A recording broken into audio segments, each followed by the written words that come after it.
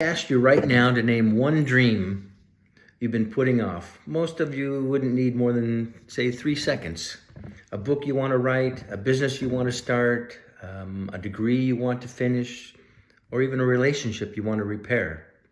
We all have a version of that sentence that begins with, someday I will, someday I'll get healthy, or maybe someday I'll get out of debt, or someday I'll finally do the thing I was actually born to do. For years, I didn't realize there's a real place where all those dreams live. It's called Someday Island, the place where dreams go to wait. Someday Island is a beautiful place, at least at first. The weather's always almost right. The conditions are always almost perfect. And the people arriving every day full of dreams, suitcases full of dreams. Someday I'll travel, they'll say. Or someday I'll start my own business. Or someday I'll stop living paycheck to paycheck. On Someday Island, there's always a reason to wait.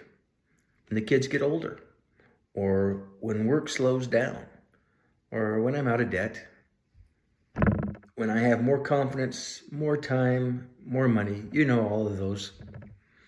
They sound familiar, I'm sure. The tragedy is this. Most people live their entire lives on Someday Island, surrounded by unrealized potential, waiting for a perfect tomorrow that never arrives. And I wasn't just visiting Someday Island, I lived there. For decades, I carried around what I call the someday list.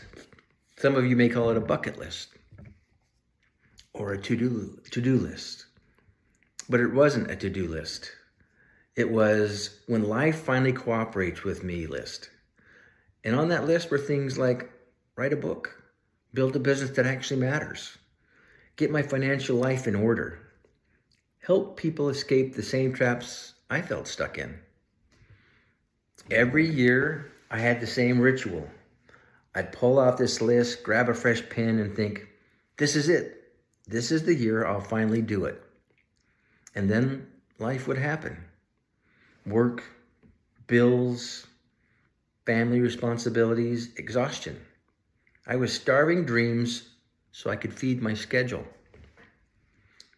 12 months later, I looked at that same list again, and almost nothing had changed. Except me. I was older, I was more tired, and certainly less convinced that I would ever become the person I kept promising myself I'd be. I told myself the same comforting lie many of us use.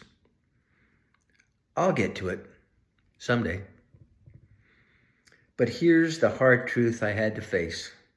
Someday is not a day on the calendar. You won't find it. Look all you would like. You won't find it on the calendar.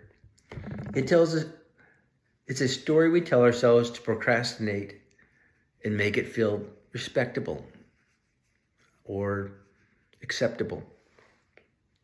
So here was the turning point. My turning point didn't come with a lottery win, a promotion, or even a perfect moment.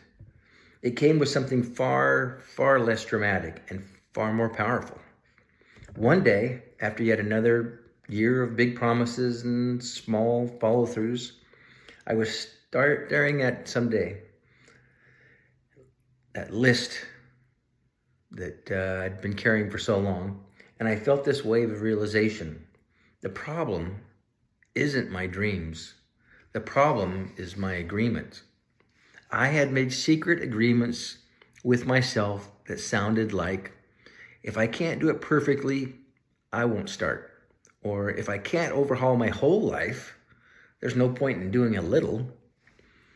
If I fail again, it will hurt too much. So I'll just keep it as a dream. Those agreements kept me stranded on Someday Island. So I decided to make a new agreement, a small one, almost embarrassingly small. I call it the 5-minute agreement. Here's the rule. I will give my dream 5 minutes of focused, intentional effort every day. Not 5 hours, not a perfect weekend retreat, Just 5 minutes.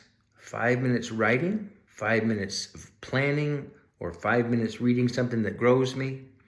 Maybe 5 minutes taking the next step, not the entire staircase.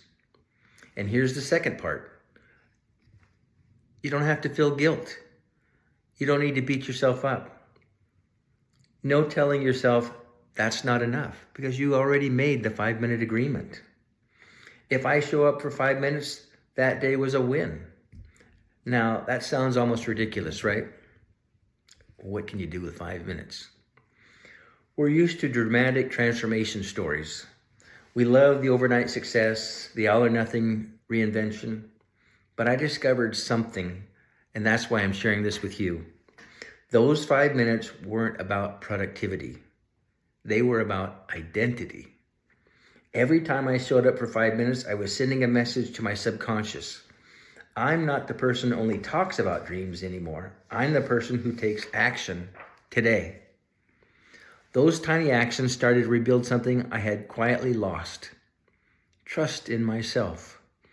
And when you start to trust yourself again, you stop needing perfect conditions to move forward. You just move.